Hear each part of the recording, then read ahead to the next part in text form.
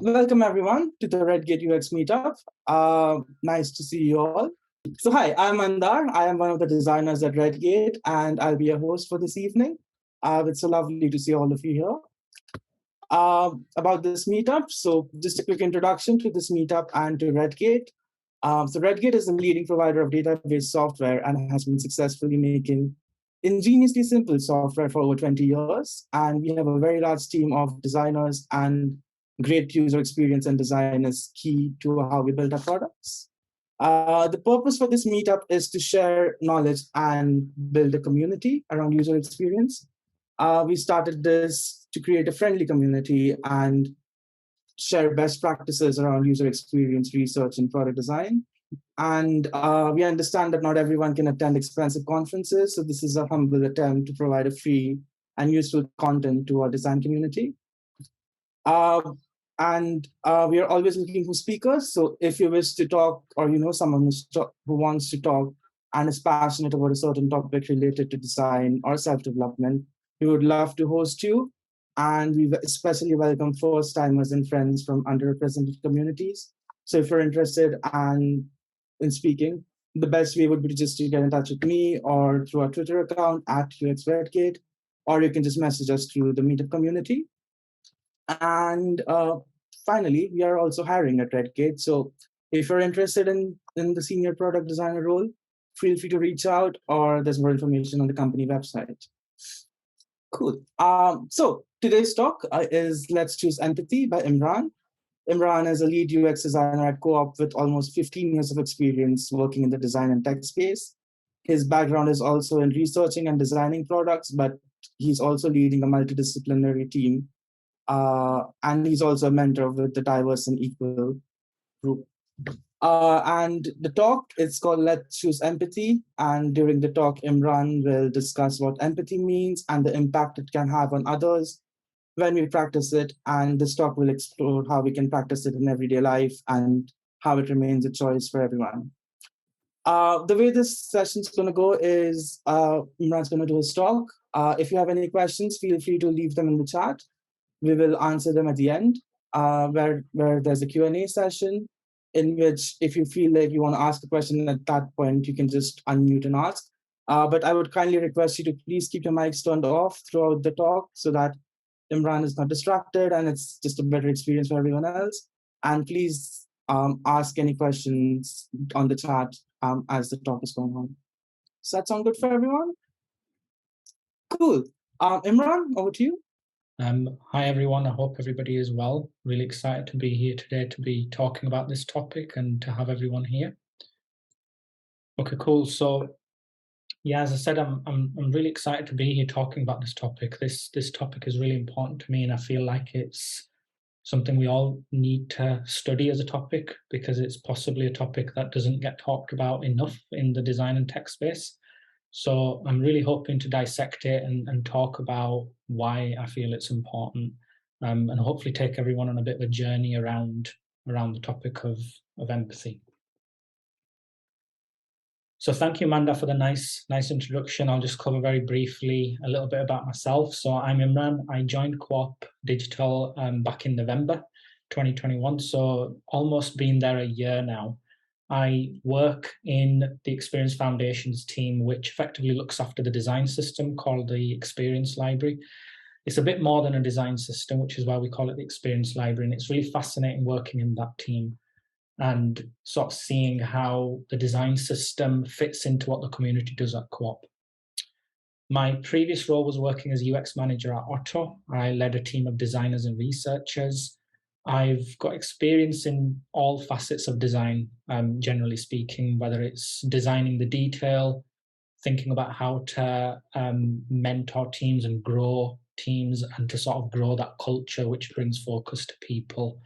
And in terms of what I've done, I've worked in in-house roles, I've worked in agency roles, so I've got a broad experience of everything. And I think that's helped me see why topics like empathy and other topics that I've covered in talks are really important to bring to the table in design and user experience in tech. So to begin this talk, I'd like to speak about a moment in my life that was really, really difficult for me. It was back in 2008, and I lost my dad. He died. It was completely unexpected, and it, as you would expect, was really, really devastating for me and my family. I'm the youngest of three brothers, and I just found it really difficult not having my dad around. I was 24 at the time, and I just felt like everything around me was falling apart. As time went on, for a couple of months, I started to feel really, really disconnected from everything, especially from my dad because he wasn't around anymore. He was always the one that would give me advice and help me see the choices that were sat before me. And he would never tell me what to do, but he would always help me understand what would be right for me and what felt true to kind of myself as a person to do. And I just seemed to be losing all of that. And I seemed to be getting a little bit lost in terms of where I wanted to go in the long run with my future, whether it was career wise, personal life wise. What I decided to do was to go to Pakistan, which is where my dad was born, and he lived until he was 12 years old before coming to the UK. And I decided to go to his village where he was born and where he'd lived up until 12 years old. I'd been there as a child, around 6 or 7 years old. I'd never been there after that, and my dad was always encouraging me, saying, "Look, you should go to that village. You know, it's a really special place. You should go and visit it and see it, and it'll give you a sense of where I came from and you know how I came from that village to be where I am today." And after he died, I felt compelled to go to this village. I felt almost pulled towards it. It felt like going there would help me connect back to my dad. So I went to this village. It's quite remote. It's quite hard to get to. There's no internet connection there. It's very different from the world that we live in. And these are some of the pictures that I took when I went to the village. And this experience for me was completely transformative in the sense that when I was there, it was really bizarre. When I was back in the UK and I was in the house where my dad lived, I felt disconnected from him. And I went to this village and I suddenly felt really close to my dad. I was walking, in the same areas where my dad had grown up. I was walking through the same field that he'd played in. I was going to the house that he'd grown up in and he'd studied really hard, which gave him the opportunity to come to the UK. And I just felt really, really closely connected to my dad in that moment. I could almost feel his presence. I could almost feel like he was with me, and it helped me overcome a lot of those feelings that I had inside me. The grief that I was feeling, the process of overcoming that started when I arrived in this village. And when I reflect back on this visit to the village, when I think back on what this transformative experience was about, for me, it comes back to empathy. Because while I was in this village, my focus shifted away from myself and it shifted to my dad. It shifted to the experiences that my dad had when he was in this village, how he'd grown up, the challenges that he'd faced, the luxuries that I had and he didn't have. And for those moments that I experienced this transformation inside me, I was almost feeling everything that I had felt as a child. And that, in a nutshell, is empathy. This quote from Sarah Conrath, who's a psychologist and professor, is something that really, really kind of, for me, articulates what empathy is. It's a cognitive mechanism through which people are able to imagine the internal state of someone else. And when I was in that village, more than any other instance in my life after my dad died, I was able to imagine the internal state of my dad while I was stood in this village. And that, for me, was empathy. Empathy in the sense that I was thinking about my dad and I was feeling everything that he felt when he was in that village and when he grew up in that village. I just want to bring Brené Brown into the conversation for a moment because Brené Brown makes this amazing distinction between empathy and sympathy. They're two very different things. Empathy is all about being with others, feeling with others in the same way that I did that when I went to the village where my dad had grown up and where he was born. My dad wasn't there, but I was able to feel with him. I was able to connect with him by being there and feeling the things that he'd felt when he was in that village. And suddenly when I didn't have an internet connection and when, I didn't have those luxuries with me in the same way that my dad didn't have when he lived in that village. Sympathy, on the other hand, for me, the best way of describing it is distance. Sympathy is something where we try and understand someone, but there's still distance there. And this quote from Brené Brown, perfectly sums it up. Empathy fuels connection. Sympathy drives disconnection. And that's what I want to explore today, because my moment and my time in that village was transformative for me, because I was able to connect back to my dad. A person that wasn't around me, I was able to connect with him. I was able to connect with his feelings, his thoughts, many of the things that he'd said to me, the encouraging words of support that he'd given me at the difficult times and trials that I'd faced in my life. Everything made sense to me in that moment because I was able to fuel that connection by being in that moment and being present in that moment. And that's exactly what I want to explore in this talk today. Empathy is often spoken about in design. You'll see many articles on the internet talking about how empathy is really important to design. And when we design, we should design in an empathetic way. And I often end up thinking about this and thinking about what that actually means. What does it look like when we say empathy is important to design? What do we mean when we think of empathy and design? Often it can mean something like this, an empathy map. And I think empathy maps are really useful. Everybody that I've worked with, everybody that I work with to this day, I encourage them to use empathy maps because it can be a great exercise to try and understand those people, those human beings that you're creating a product or a service for. But empathy shouldn't stop at this exercise. Empathy shouldn't just be one step in the process of creating a design or a service or a product.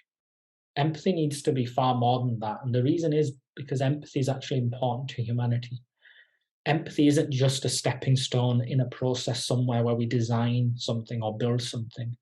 Empathy is important in all of those interactions that we have.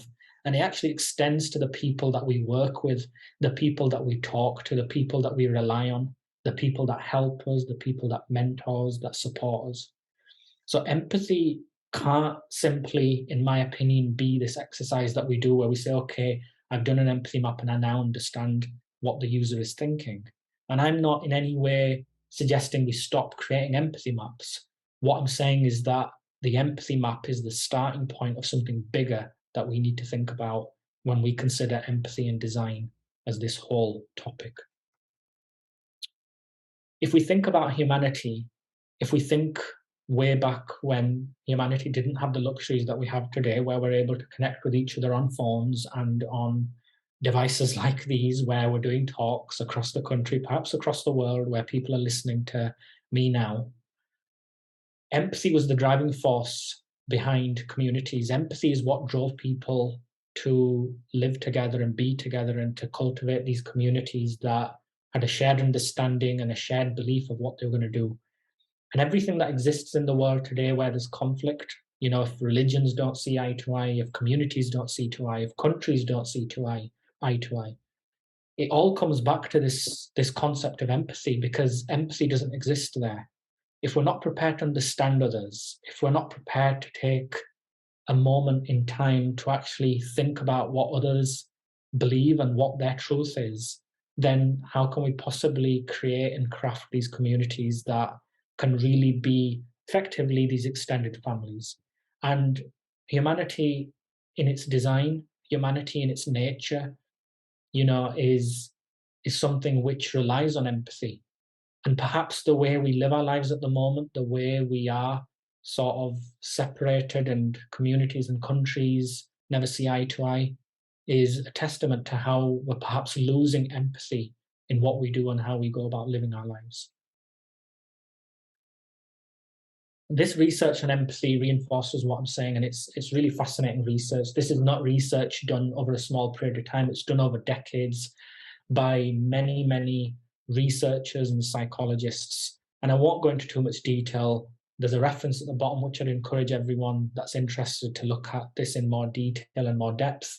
But this research basically looked at college students in the US and explored the topic of empathy and actually tried to understand, how good are people at perspective taking or showing empathic concern for others when they're facing a moment of distress. And over the course of this research, which, as I said, spanned decades, you can see there's a slow decline on the scoring that was given by these researchers. The scoring which represented how empathetic people were, how easy or difficult people found it to take perspective and to understand how someone feels and perhaps the truth behind someone's emotions. And, this is really telling, this is looking at college students over a number of decades, but actually this highlights a problem in society. There's I'm sure research out there which goes broader than this, but if there was research that was crafted and created around a broader look at society, you'd probably find the same decline, where that ability to be empathetic, that ability to take perspective, is declining overall. And there's a lot of reasons why that decline is happening, why that decline is a reality that we need to face up to. One of the reasons is the cognitive cost. To be an empath, to have empathy and to practice empathy takes real effort, and it actually takes a lot of cognitive effort. And that isn't just an opinion. There's research, more recent research, which showcases the fact that actually empathy takes a real toll on people that practice it. And this research done by a number of researchers and practitioners, and again, there's a quote here from Daryl Cameron, who was involved in that research. And he said, "We saw a strong preference to avoid empathy, even when someone was expressing joy." And that to me is really interesting. When someone is expressing joy, if we're not able to connect with people in those moments and we're not able to understand someone else's joy in whatever that joy is giving to that person, then how can we possibly do that in a moment when someone is distressed and perhaps facing something more traumatic or difficult, like losing a parent or something else? One of the other reasons is the globalization of tech. We've got all of these devices. I've got several devices sat around me now, and the way we connect with people is through technology. Instead of going and speaking to people or ringing them and listening to their voice and trying to gauge how they're feeling and perhaps what they're telling you without saying it, we text people. And when someone responds, when we ask them on a text, "How are you feeling?" and that person says, "Yes, I'm fine," it's easy for that person to say, "Yes, I'm fine." It's easy for us to just accept that to be their truth and not to understand there might be something more to what they're saying. Because it's very easy to just create this idea that everything is okay on a text or a Slack message or a Teams message. And the globalization of technology has actually hindered our ability to connect with people. It's meant that we don't practice that ability to connect with others and to be empathetic and to really appreciate what someone might be feeling or thinking. The reality, however, is we all want to be heard. Everybody on this call will have at some point in their lives felt that need, that they want to be heard, they're feeling something, something's going on in your life, and you really want to be heard by people. You really want to be felt for what's going on inside you and what you're thinking and what you're feeling. And this cartoon really kind of like, for me, highlights a problem we have in our society where sometimes we're too busy speaking and we're not listening. And sometimes it's about not sharing your problems. Sometimes it's about just listening to other people and giving other people the opportunity, that platform to really share what they're feeling and what they're thinking. I really love this idea of inverse charisma, which Adam Grant talks about in his book. He's a psychologist, author, researcher.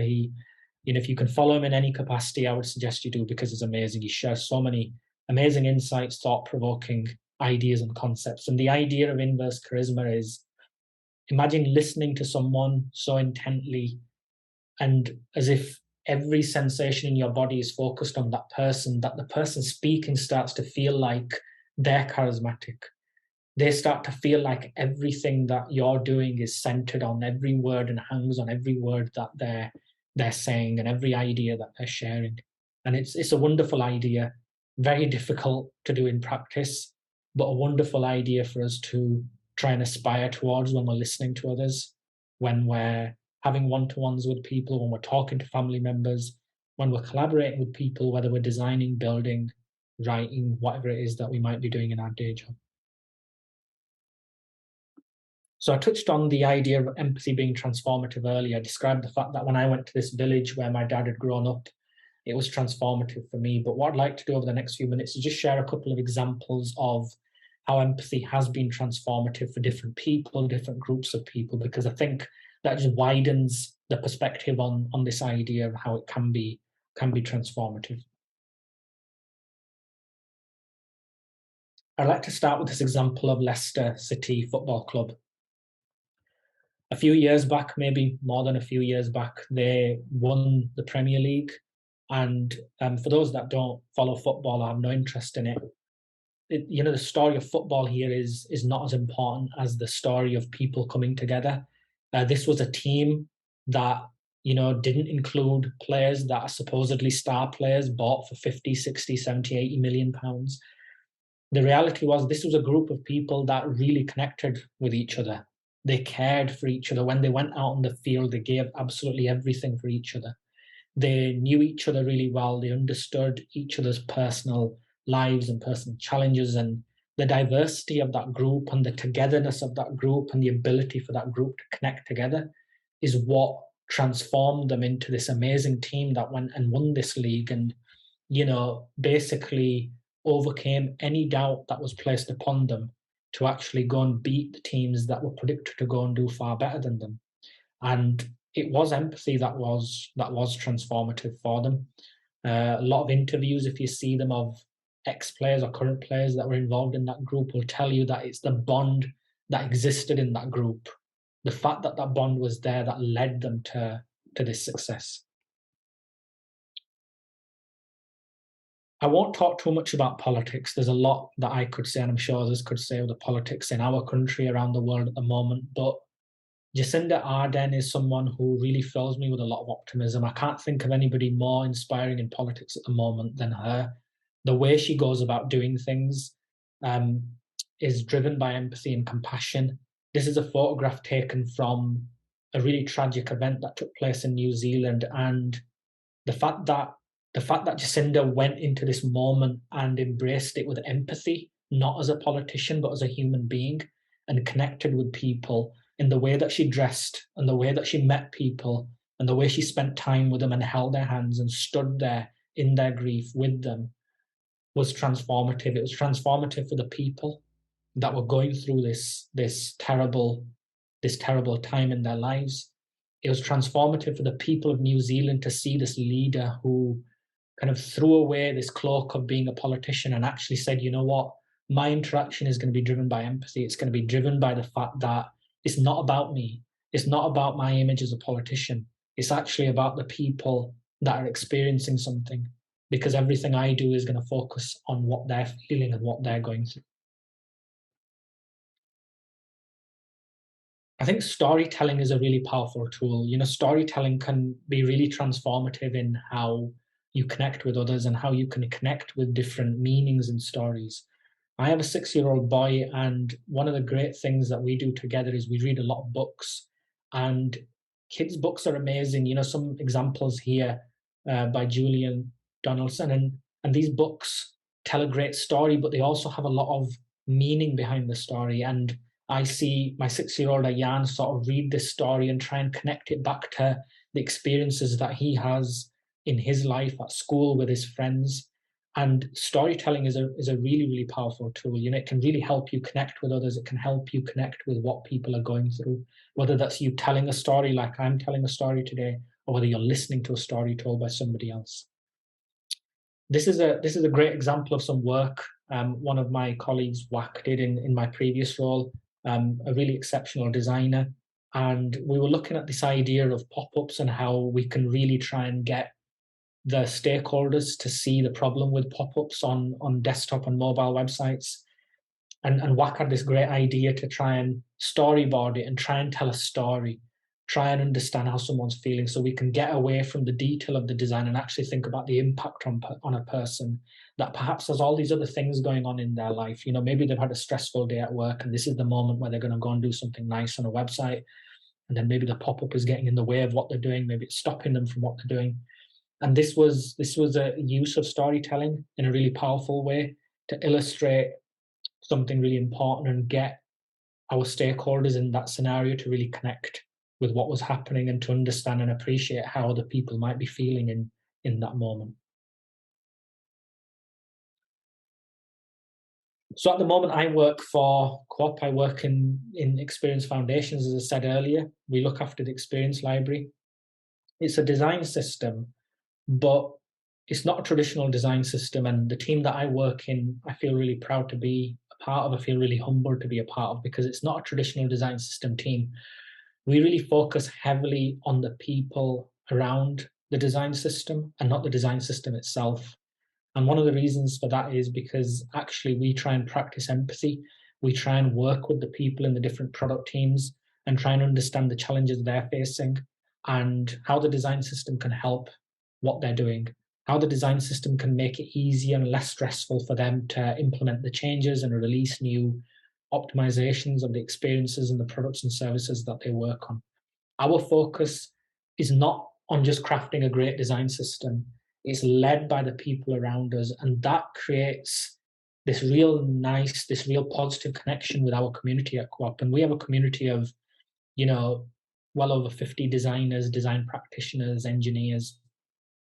And we spend a lot of time talking to them, understanding them. And when our community sees that we care in that way, it's a really transformative experience, because actually it's not about the design system. It's actually about the people and the problems that people experience. And as a design system team, we just try to be present in those conversations to help and support everyone. And I would say in the 9 or so months that I've been in the team, I think there's something really, really special that happens in this community that I work in at the moment. And it's all led from this idea of having empathy for others and not focusing on what you're doing. In our case, we don't focus on the design system.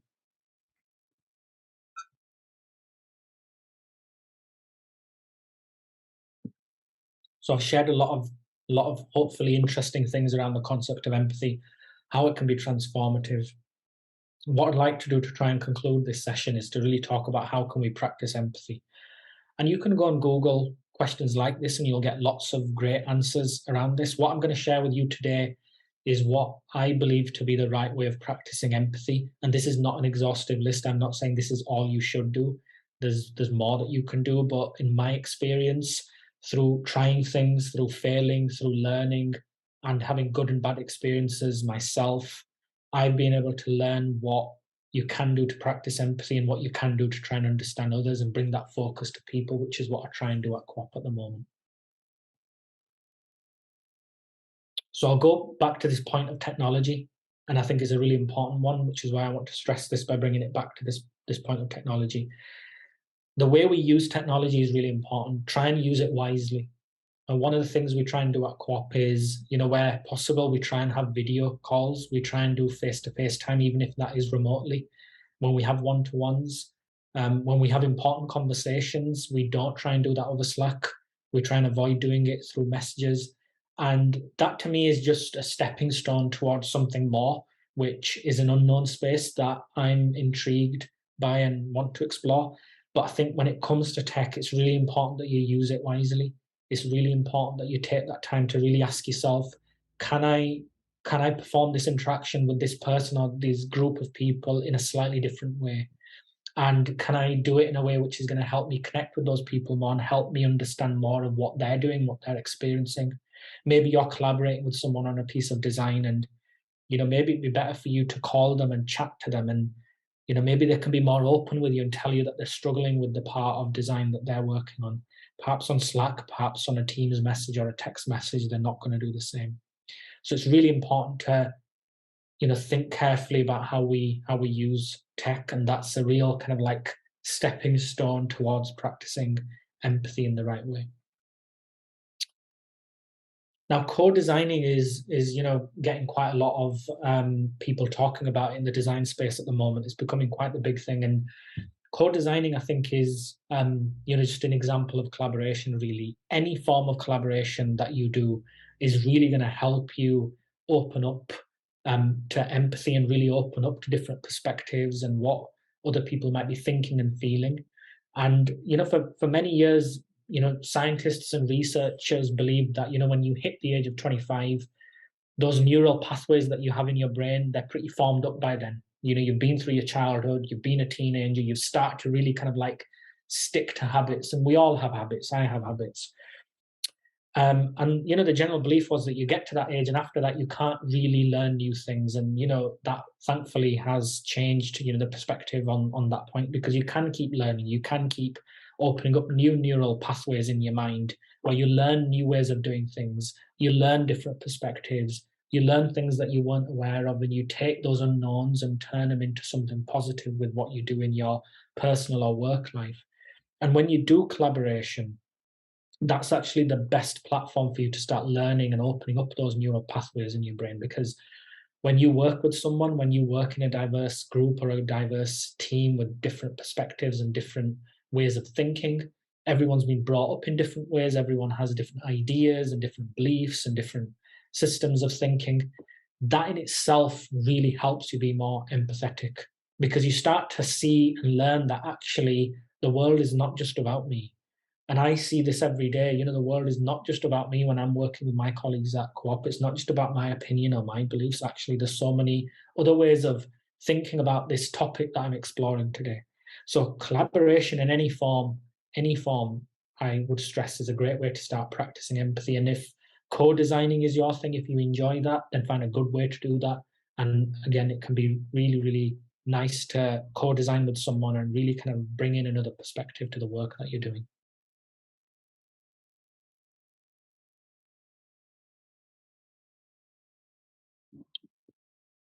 So one of the important things to do when you practice empathy is to be present. And it's actually quite hard to do in person. It's even harder to do in this remote first world, because when you're in person, being present means you fully focus everything in your mind, in your body, around the person that you're listening to.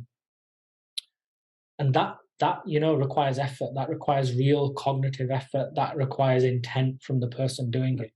But when we're in a remote first world, it's even harder to do, because actually, I'm listening to someone on this screen, but I've got another screen here. I've got a device here that's distracting me. Someone slacked me something. It's really easy to get distracted. And it's not anybody's fault. It's just the reality of the world that we live in, the world that we work in. And it's actually important to say to yourself, I'm going to go into this conversation. I want to be present. Before I go into this conversation, I really want to kind of like clear my mind of everything. Because often many of you will have experienced, you go from one meeting to another, you go into the second meeting and your mind is still somewhat adrift in the previous meeting because someone gave you an action, or maybe someone mentioned something that was quite triggering. And it's really important to say to yourself, okay, I need to just kind of dial back a moment and actually make sure I'm going to be present in this conversation, especially in those one-to-one conversations. For those of you that are working in leadership roles where you're mentoring people, where you're managing and guiding people, it's really important. And I say that from personal experience, because I have to take that time to really kind of reorient my kind of like mental state, so that when I have one-to-one conversations with people, I'm really present for those conversations, and I respect those people and the feelings and everything that they're going through, because actually in that moment, I need to show empathy for what they're experiencing, what they want to share with me. And it starts with being present in that moment and not letting my mind drift into any other moment, whether it's from the past or the future. And it can be anything, from what am I going to eat tonight, or what am I planning to do on the weekend. It's very easy to fall into those thoughts. And there's nothing wrong. It's not about beating yourself up if you have any of those thoughts. I have them all the time. It's just kind of getting yourself back on track and saying, you know what, I need to be present for this conversation. It's really important that I'm present for this conversation.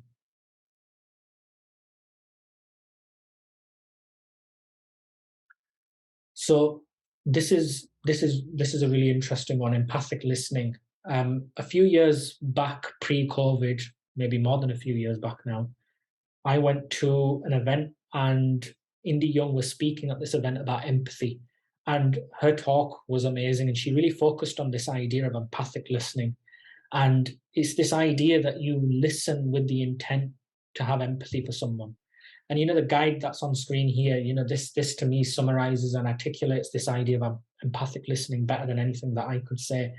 And it goes back to this idea that actually, often we're focused on what we're feeling, we're focused on what we're thinking and, what we're worried about. Empathic listening is saying, you recognize the emotions in another person, even if you don't understand them, even if you don't get them. Perhaps you're in a position in your life where you've not lost a loved one, but you're talking to someone that has, and it can be quite hard to understand what someone's going through. But to recognize that those emotions are real and they're happening is that step towards empathic listening. And if we stay out of judgment, of what someone is experiencing and accept that it's their truth in that moment, and we really try and understand the person and what they're feeling and experiencing, those are the steps taken towards empathic listening. And it ties into that idea of being present, focusing on that person and not focusing on everything that is around us. I would encourage everyone to try and find this talk by Indy Young, because I think it's on YouTube. She's written books around this topic. She's an amazing speaker. She's someone that's inspired me around the topic of empathy. And I would really encourage you to look into this technique of empathic listening that she says a lot more about, far more than I do and far better than I ever could, because for me it was really transformative when I read about it, and it helped me understand how I can show more empathy to people, and when I'm in conversations, how I can practice empathic listening. The final point is perspective taking, and this kind of, you'll see the link between everything that I've mentioned when it comes to practicing empathy. Perspective taking is not just saying I'm going to try and understand someone's perspective. It's saying, actually, the perspective of someone else is more important than my perspective in this moment. I need to really understand what someone's going through, how they're reacting emotionally, and I need to change my behavior based on that new information. And how I'm feeling in this moment actually isn't as important as how someone else is feeling. And perspective taking, when we looked at the research earlier where there's a decline in empathy, the ability for people to take perspective on someone or on a group of people, research shows that it's in decline. But it's something that we can put into practice quite easily. If we just start to put some of these measures in place around empathic listening and trying to collaborate with others and being open to the fact that people have different perspective from us and a different idea on how we might design or build or write something. And that action of perspective taking suddenly becomes a lot easier, and it becomes something that's possible. But it all starts with that intent, that intent to say, I'm going to focus on somebody else and not myself. I'm focused on how someone else is reacting and what their emotions are telling me, and not necessarily myself.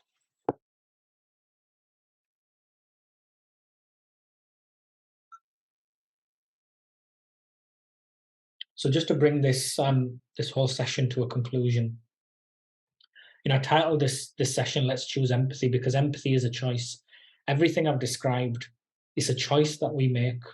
We can either explicitly make that choice, or we can make that choice without even knowing about it. And like I've done many times in my life, when you reflect on a situation or a conversation and actually say, what, I could have done more, I could have done better. And I think that applies to everyone. It applies to me. But empathy is a choice that we make, and it's a choice that everyone in this session, everyone in our society can start making. We've seen inspiring people that are making that choice, like Jacinda Ardern. There's many people that I work with and people that I see in the design space that make that choice every day, where empathy and appreciation for what other people are going through, feeling, thinking, doing, is a choice they make. And it's really important that we make that choice, because actually not just our work, but our society, the way we live, the way we work, and everything we do ties together. This is not about designing a great product or service. Actually, if we don't have empathy for the people around us, if we don't make that choice to have empathy for the engineers and the product managers and the delivery managers that we work with, and the designers and the researchers, then what we create can't be as wonderful and as impactful as possible. Because if we're not connecting with the people around us, how can we possibly connect with this often distant group of users that we're creating something for? I think it's worth recognizing, as I've said throughout this session, that empathy is hard work. I'm not saying empathy is easy. It does require effort. Trying to be an empath is hard work. It can be exhaustive. It can be mentally taxing, but the reward is something special. The reward is something quite amazing in terms of the impact that you can have on others, the impact that it can have on you as well. And when we choose empathy, we're actually choosing to serve others. We're choosing to focus on other people. When I went to the village where my dad grew up, where my dad lived until he was 12 years old, I actually stopped focusing on my grief and I started to focus on what my dad felt and experienced when he lived in that village, when he didn't have the luxuries that I now have and the luxuries that many of us have. And shifting my feelings and emotions to my dad and trying to understand his emotions and his feelings, even though he wasn't there, for me was transformative. It was hard work, but the reward was something really, really special because it helped me see things in a different way. It helped me overcome my grief. It helped me see how empathy and understanding others and understanding how others feel should be the way forward with everything that I do. And for me, that's why it's so important that we choose empathy, because until you go and choose it, until you experience it, until you try and be with someone, whether they're physically with you or not, until you try and feel what someone else is going through and you overcome that distance that sympathy creates, you can never truly understand the power of empathy and how it can change things, which, while I work at Co-op, I see it every day. Empathy driving conversations in teams and people being put first, and how people feel being put first is just unbelievable. It's transformative, and I think it brings out the best in people that practice empathy and people that are on the receiving end of someone practicing that empathy. So that's my final message. Take time to reflect on what I've said today, and really think about that choice that you make. Sometimes we're explicitly making that choice, sometimes we're not. And if you can make that choice explicitly where you choose empathy, then I'm confident, you'll feel the value and the reward of making that choice. Thank you very much for listening to me. I really appreciate everyone listening patiently, allowing me to talk through this story. I welcome feedback, comments, questions. Even outside of this session, if you want to reach out to me, you want to talk about something that I've touched on, perhaps something was triggering for you, perhaps something is something that you'd rather speak about one-to-one with someone, then I'm always available. You can reach me on Twitter, on LinkedIn, and get in touch with me, and I'd be more than happy to kind of talk about this topic in more depth. So that's thank you from me. I'll stop screen sharing. Wow. Thank you so much, Imran. That was really good. Thank you so much for sharing such a personal and such an important topic with all of us here today. I'm going to open up the floor for any questions you might have. Feel free to unmute and ask, or you can just send them in the chat as well.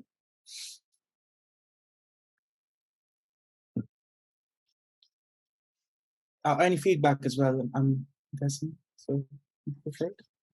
I can start. It's not so much a question, it's more a reflection. I'd be really interested to hear your thoughts on it. I don't know, sometimes I feel like I can be a bit too empathetic, and actually that point at the end there you've made around having or being empathetic is a choice. And I feel like sometimes in the past, like my empathy has controlled me and stopped me from doing what I want to do, because I'm too busy thinking about other people and like what it would, maybe not so much like in a working environment, but like just in my day-to-day with close friends and things. But it feels quite empowering when you put it like that, and think actually, no, I do have control over this, and sometimes I need to make decisions for me. It's kind of flipping it on its head, from the other perspective of where you were coming from. But yeah, just thought-provoking, I suppose, is really good. Cheers for sharing it. Thank you for that, Elena. I hope I'm saying your name correctly. Really appreciate what you shared there. And you make such a great point, because I've talked heavily about how we can practice empathy. I've touched on the fact that it can take its toll on the person practicing it. And that is a reality, you know, that's why it's a choice. You've got to choose when you're going to practice empathy. You know, if you're naturally an empath or you're trying to become an empath and you want to practice empathy, choice is really important in that. For instance, sometimes I have to, you know, if I've had a really heavy day where I've had to really, really kind of like focus on other people and have lots of one-to-ones and things like that, there's things that I'll do. For example, I'll try and completely avoid the news because I know if I see the news, it's going to trigger me and it's going to make me think about what's happening in the world, and that can be kind of like, you know, something that takes its toll on me. What I also try and do sometimes is if I've had a really heavy day where I've had to really practice a lot of empathy, and as you've so nicely, eloquently put it, Elena, where you feel like empathy is controlling you and leading you, sometimes it's trying to find a bit of escape, you know. Yeah, And by definitely. escape, sort of getting away from everything and having an hour in the evening where it's just you on your own and you're just allowing your thoughts and everything to just kind of like settle, and for you to just kind of like clear some of those cobwebs up. Because at the end of the day, we're human as well. So when you're practicing empathy, you need time to make sense of things for yourself as well and for your own well-being. Yeah, that's a really good way to put it, because it's exhausting, and like you say, you have to be really present and really focused, and it requires a lot of you, right? So yeah, there's some really good tips, especially about the news, because I can relate to that. Cheers. Yeah, and it's about finding your own way. I don't think I found the perfect way. I found a way that works for me. Like I've said, I try to have a lot of downtime. Like I will try and get everything done that I need to do, whether it's work, home related, and I will always find time for half an hour where it's just me on my own, not doing anything, but just giving myself time to kind of like discharge and kind of relax a little bit, I guess. And it's really important to do these little things that work for you, whether it's avoiding the news, whether it's saying, you know what, I'm not going to go out with friends this weekend because it's just been a really tough week and I want to, but I'm not going to because it's actually going to be better for my well-being. It's just doing these little things that can really help you. I think that's the important thing. Mm-hmm. Thanks. Thanks for that.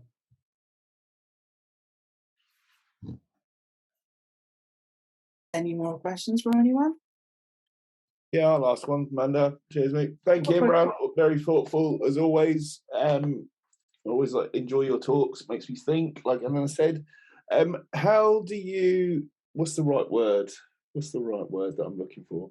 How do you find the balance? Because I you know, depending on your mood, like you said, it's a choice. You need to go into a meeting with that intent that you're going to listen to the thing. But in a group situation, say a meeting where you might be debating maybe some design choices or something like that.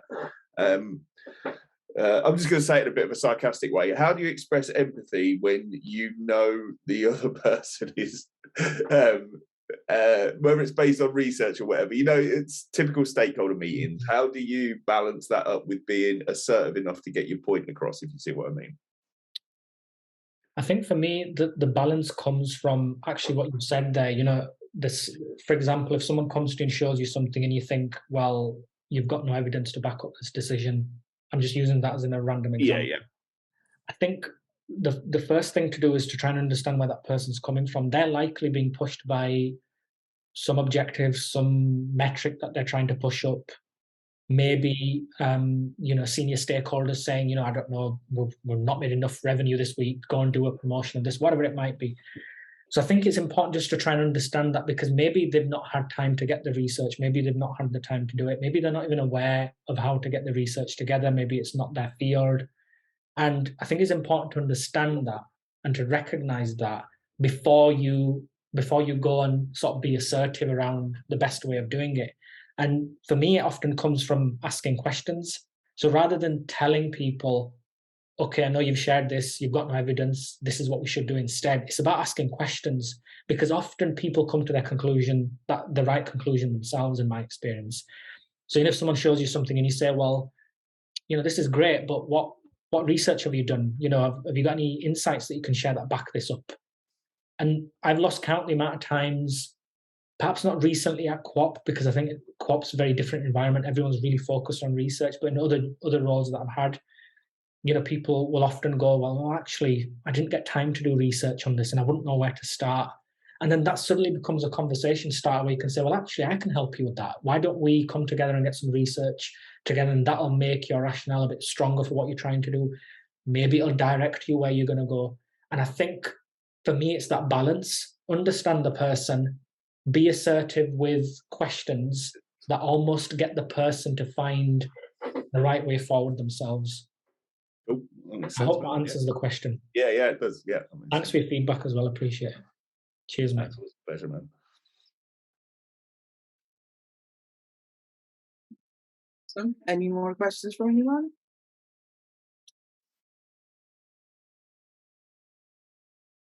Okay. I think I'm going to end there. Sharing screen. So yeah, thank you so much, Imran, for your time. That was really helpful, really insightful as well. I really appreciated the whole story. I'm a sucker for stories. So I really appreciate when you put stories and you teach us something at the end of it. It's really, really grateful for that. You can follow Imran on Twitter, as he mentioned earlier. It's AV Imran. And yeah, you should. He's really good at tweeting. He gives out a lot of advice as well, which I find very interesting. So yeah, this is the end. We are still looking for speakers. As you saw, this is a very friendly community, and we would love to host you if you have an idea for a talk. First time and underrepresented communities are especially welcome. We have our next meetup on September 28th. It's with Emma Parnell, and the talk is called "Let's Talk About Sex," which is Emma's story about how they released the COVID vaccination booking service, and the story of how during the initial design and the build of the service, they worked to ensure that the service would be inclusive for people of any sex or gender. So it's quite interesting. I hope you join us for that. And finally, we are hiring at Redgate. So if you're interested in looking for a new gig, we are hiring, and please reach out to me or to you at UX Redgate Twitter account. And there's more information on the careers page of our website. And follow us we're on Twitter, YouTube, and Meetup. So on Twitter at UX Redgate, YouTube is ingeniously simple, where the recording for this talk will be uploaded in a few days. And the Meetup community is just Redgate UX Meetup. So yeah, that's it. Thank you so much for your time. Thank you, Imran, once again for Thank you for having me, and I really appreciate it. And thank you everyone for listening.